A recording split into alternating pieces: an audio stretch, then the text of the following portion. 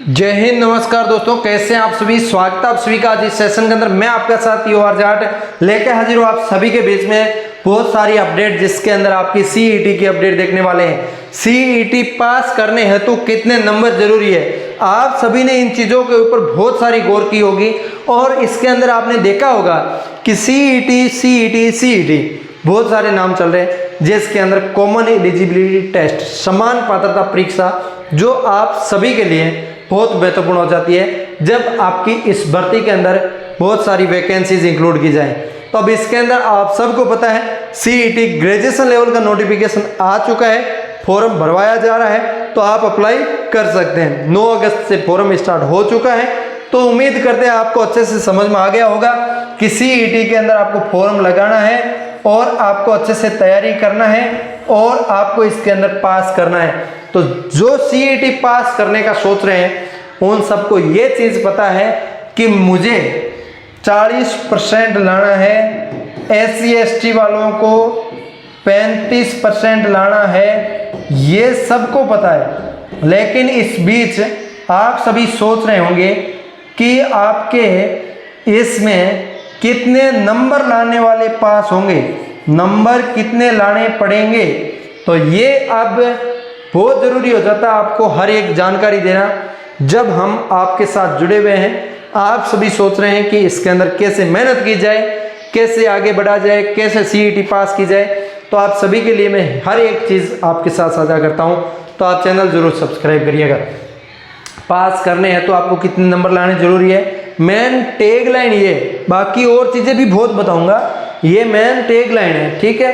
अब इसके अंदर मैं बात करूं तो आप सबको पता है सीईटी ग्रेजुएशन लेवल का नोटिफिकेशन आ गया। जैसा कि मैंने आपको बताया, अभी सीईटी 12th लेवल का नोटिफिकेशन अभी आया नहीं है। इसकी चीज़ को लेके मैं आपको बताना चाहूँगा कि सीईटी 12th लेवल का नोटिफिकेशन 20 अगस्त के आसपास आएगा। तो ये स्पष्ट रूप से आज आपको पता है 18 अगस्त हो चुका है, तो अब इसके अंदर आपका कब आएगा, 20 अगस्त के आसपास का मतलब होता है या तो 20 अगस्त से 1-2 दिन पहले या 20 अगस्त से 1-2 दिन बाद में। तो 1 दिन और बच गया है, 2 दिन बच गए, 3 दिन बच गए, 4 दिन बच गए, क्योंकि 20 अगस्त के आसपास, आस मतलब पहले, पास मतलब बाद में, तो 22 तारीख में मान लेता हूं कि 22 अगस्त से पहले पहले आपका सीईटी 12th लेवल का नोटिफिकेशन आ जाएगा। तो अब इसके अंदर सीईटी 12th लेवल का नोटिफिकेशन आ जाता है तो उसके अंदर भी सिलेबस एज इट इज रहना है जैसा कि ग्रेजुएशन लेवल का रहा है। नियम में बदलाव क्या किया गया है, एक तो आपको 40% कर दिया। पिछली बार आपका नेगेटिव मार्किंग नहीं था, अब की बार नेगेटिव मार्किंग कर दिया, तो ये भी आपके लिए बहुत जरूरी है। नेगेटिव मार्किंग के अंदर इन्होंने कहा कि आपके मध्य प्रदेश MP के अंदर एग्जाम होती है उच्च माध्यमिक शिक्षक पात्रता परीक्षा, जिसके अंदर ही नेगेटिव मार्किंग होती है, तो हम भी नेगेटिव मार्किंग आपके इसके अंदर करने वाले हैं।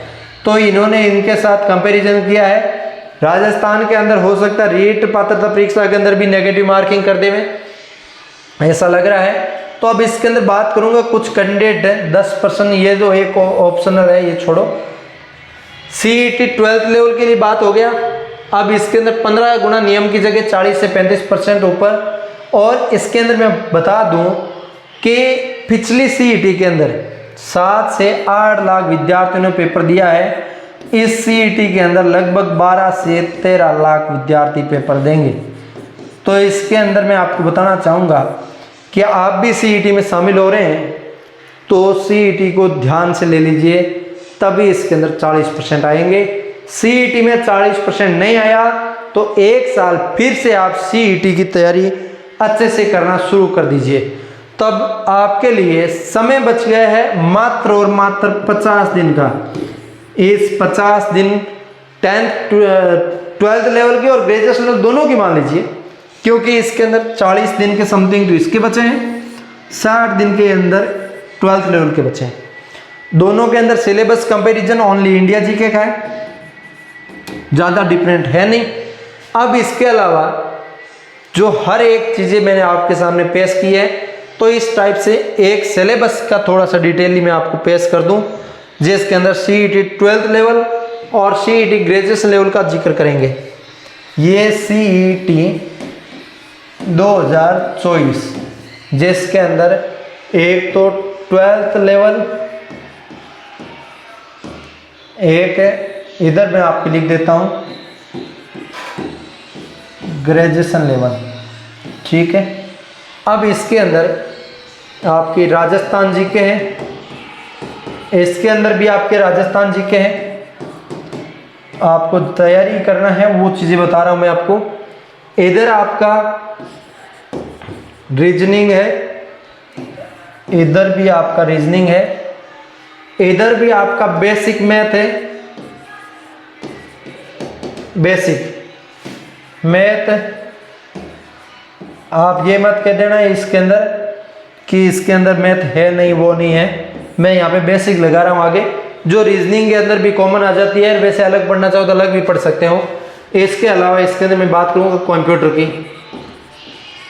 कंप्यूटर और इधर भी आपकी कंप्यूटर आ गई। इसके अलावा इधर आपकी हिंदी और इसके अंदर इंग्लिश आ गई, इंग्लिश, और इधर भी आपकी हिंदी और इंग्लिश आ गई। इसके अलावा मैं बात करूँगा यहाँ पे हिंदी इंग्लिश हो गई। इधर आपकी इंडिया जीके जो आपका है, जिसके अंदर जियोग्राफी आप इसके अंदर बेसिक पढ़ सकते हैं, ज़्यादा हाई लेवल की नहीं है, ठीक है। पढ़ना चाहो तो कुछ टॉपिक पढ़ लेना, बाकी नहीं पढ़ना, क्योंकि LDC के अंदर आपको पता है आउट ऑफ सिलेबस पूछा तो इसके अंदर भी पूछ ले, पता नहीं कहीं। इधर आपकी इंडिया जीके है, इधर आपका एग्ज़ाम 40 दिन बाद में है और इधर एग्ज़ाम आपका 60 दिन बाद में है। तो आपको ज़्यादा क्या पढ़ना है। अब इसके अंदर कुछ बाकी रह गया तो आप कमेंट के अंदर बता देना। मोटा मोटी चीज़ें मैंने आपको लिख दी। अब इसके अंदर आपको दोनों के अंदर रूल सेम है, 40% लाना है और इधर भी 40% लाना है, ठीक है।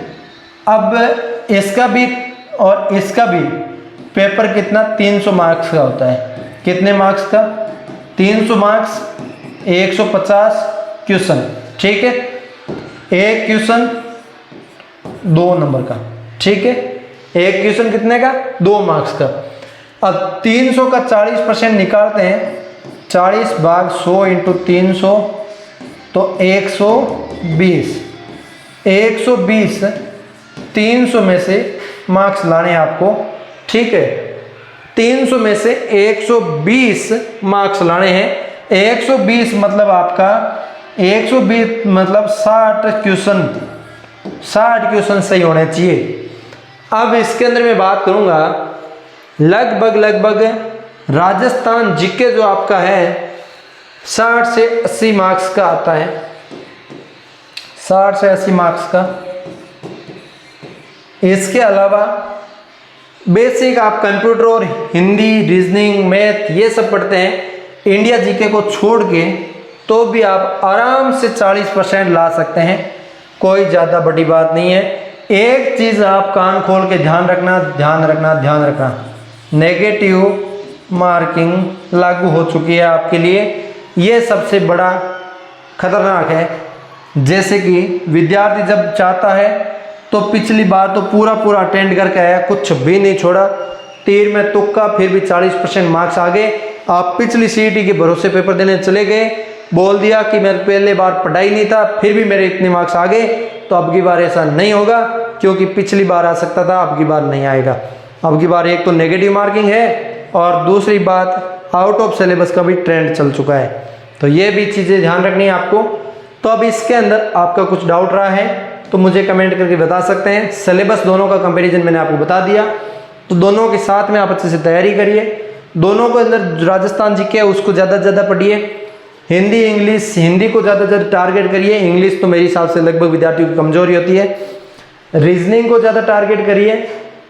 कंप्यूटर को भी काफ़ी अच्छे से पढ़ना है, तब जाके इसके अंदर कवर होगा। तो ये आप सभी के लिए बेहतरीन होगा कि आप सभी अच्छे से पढ़ते रहिएगा। राजस्थान जीके के अंदर टॉपिक ढूंढना छोड़ दीजिए, आपको कंप्लीटली ही पढ़ना है, geography, history, polity, culture, economy, सब कुछ। इसके अलावा जो आप दोनों के अंदर कॉमन पढ़ना चाहो तो आप पढ़ सकते हो, वो है आपका करंट जीके। वो आपका मूमल वगैरह डेली आप किताब ले आइए, साप्ताहिक लाइए, महीने का लाइए, 6 महीने का लाइए, लगभग 6 महीने से 12 मंथ का इसके अंदर करंट अफेयर्स पूछा जाता है। तो टेंशन लेना नहीं है, आपको अच्छे से तैयारी करना है, बेहतरीन होगा आप सभी के लिए। तो कितने नंबर लाने पड़ते हैं, कैसे होते हैं, क्या नहीं होता, वो सारी मैंने जानकारी आपको दे दी। कोई भी और डाउट रहा हो कमेंट करके ज़रूर बताइएगा। हम मिलेंगे किसी नए सेशन के साथ, तब तक के लिए जय हिंद, जय भारत।